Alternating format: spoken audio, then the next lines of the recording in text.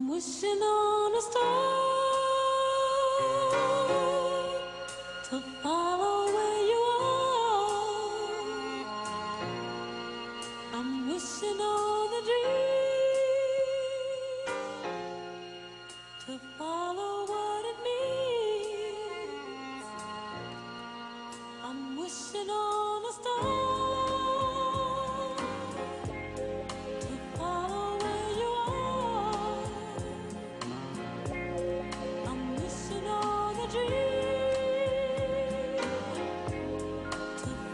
Natalie Taylor filming for Community ITV. We're here at the O2 Indigo for the chart toppers. I am here with the wonderful Royce, known as Gwen Dickie.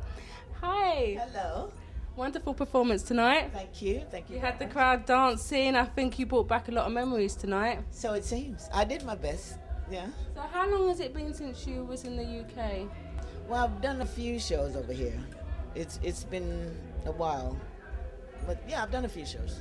So what are you working on at the moment? You're touring at the moment? It's over now. I'm working on Christmas dinner. I'm thinking about Christmas presents and Christmas dinner now. Cool. And I'm doing a show in the States for New Year's, so yeah.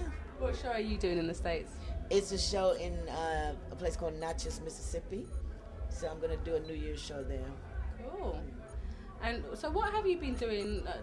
Tell the people what have you been doing over these years? You know, you did a lot of tracks back in the 80s, right. And then you was around for a while then, and then you kind of went quiet for a while, and now you're back on the scene again. But in between that, I'm sure you must have been doing other things, working with other people. Well, I work with other artists. I work with a group called KWS. I work with a soul singer called Betty Wright. You all know Betty Wright? Yes, Yeah, we do. I work with Betty Wright, and then I just sort of drifted. I didn't do much at all. I was a couch potato, just gaining weight and eating food and reading and watching television.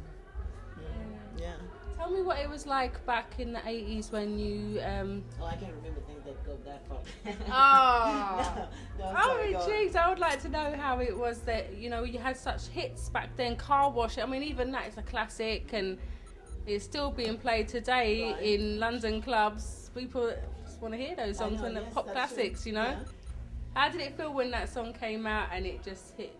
Well, because it was the first song that the guys and I ever recorded, and it was for the film Car Wash.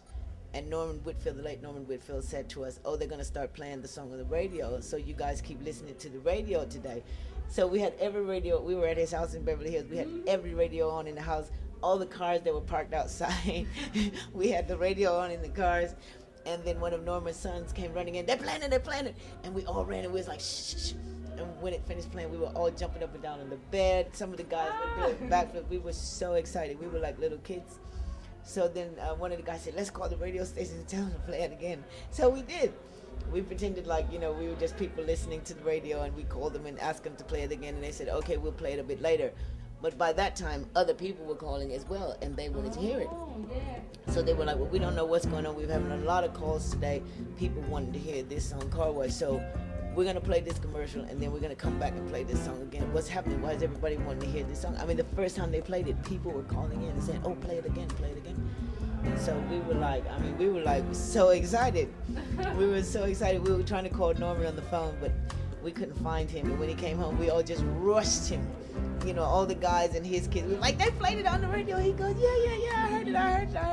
He said, "I told you you're going to be rich and famous." I'm like, "Yeah, all right." You didn't believe it at the Okay, time. rich and famous. So, and then you had loads of other classics songs, Magic Touch, Wishing on a Star. Magic Touch, for me, Magic Touch is one of my all-time favourites. I'd put that in my top 10 of classic songs. I love it. What inspired you to write that song? I didn't write it. Oh, sorry. Oh. I wish I did. If I did, I'd be sitting on my yacht somewhere in the Caribbean, probably Jamaica. Sitting here talking to you. Any of these songs that well, that was definitely a chart topper. No, well, we sort of co-wrote Car Wash and I Slow Down. Yeah. A song called Do You Dance. We co-wrote that, but Yeah. not about Christmas now. So Yeah. as I said, I'm gonna, I'm thinking about, what we're gonna have for Christmas dinner and the presents that I need to to, try and get for my family. Yeah. So I'm not really thinking about work anymore. When I'm done with you, I'm gonna have a large glass of champagne. Oh, I think you deserve it because that was a fantastic. I'm not gonna think about work anymore. It's time to relax and spend some time with my family. Yeah, take a break. And Yeah. When And it then- happens, it happens. Just see how it goes. Exactly. I'll do the New Year's show and then take some time off in January and then think about, what's happening from there. Cool. Well, January is a good time to start thinking about what you're going to do for the future, Exactly, So how can people find out more information about you on social networking sites or got a website? Well, I have GwenDickie.com is out there, and I'm sure my agent has some things on his website. I don't have time to really, You don't deal with that side I'm of not things. a Twitter person, I really don't. I bet next time I speak to you, you'll be telling me that you're twittering away. No, I met the fabulous Beverly Knight, and she was hitting. I'm like, what are you doing? She goes, I'm twittering everybody. I'm talking to you. I was like, give me a break. So she said, let me show you how to do it. I'm like, girlfriend, I haven't got time to be twittering, chipping my nails. That's what you think now, but it's on your mobile phone now. It's really easy. No, I have problem texting, so I don't. Okay. I haven't got time for that.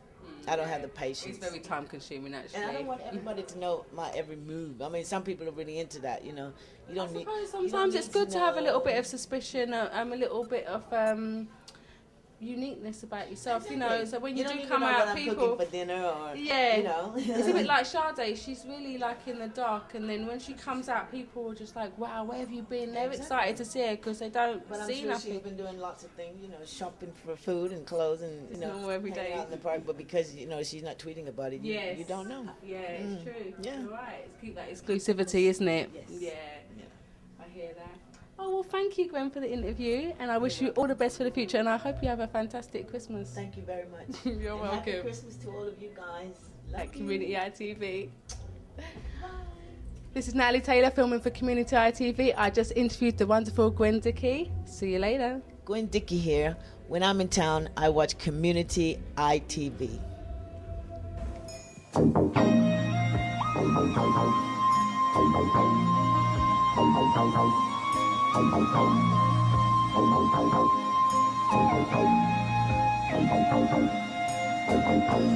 You